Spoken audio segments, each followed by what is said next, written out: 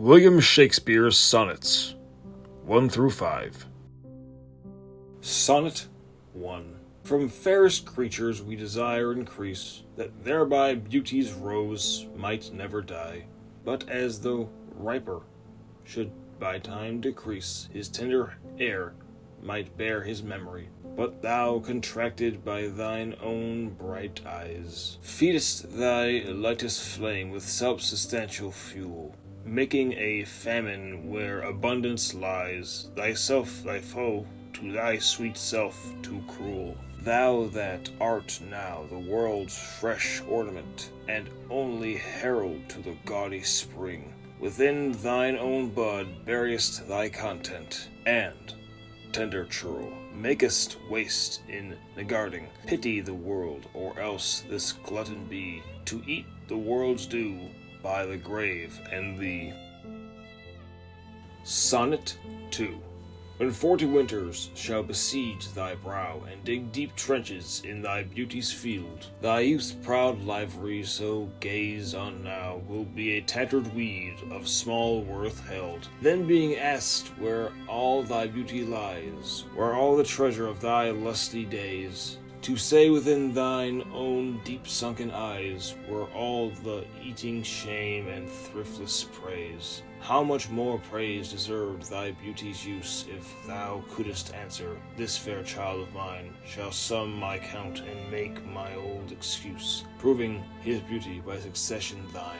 This were to be new made when thou art old, and see thy blood warm when thou feelest it cold.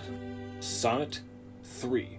Look in thy glass, and tell the face thou viewest, now is the time that face should form another, whose fresh repair if now thou not renewest. Thou dost beguile the world, unbless some mother, for where is she so fair whose unheard womb disdains the tillage of thy husbandry?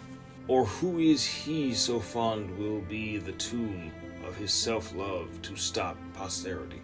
Thou art thy mother's glass, and she in thee calls back the lovely April of her prime. So thou through windows of thine age shalt see, despite of wrinkles, this thy golden time. But if thou live, remembered not to be, die single, and thine image dies with thee. Sonnet 4.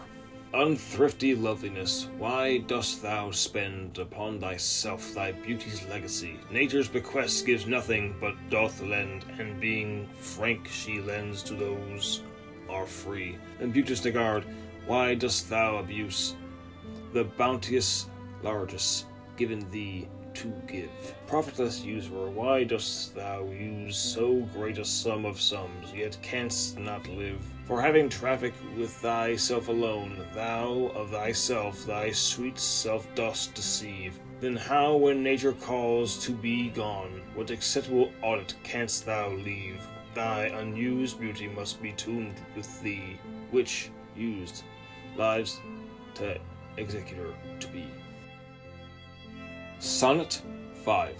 Those hours that with gentle work did frame the lovely gaze where every dye doth well, will play the tyrants to the very same, and that unfair which fairly doth excel. For never-resting time leads summer on to hideous winter, and confounds him there.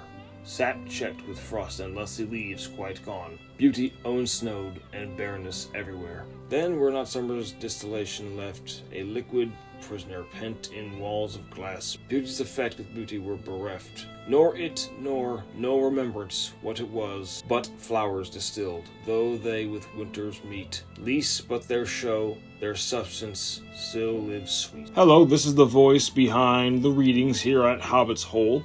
I just wanted to say thank you for viewing the video, and if you enjoy it, please share it with your friends and family. I have more content coming your way, so if you enjoy, please leave a like and subscribe, or maybe leave a comment to see what you want to see me do next. Also, I now have a Twitter, and I'm currently working on making a Facebook page. You may also follow me on Patreon and Rumble, as well as YouTube. Thank you, and good night.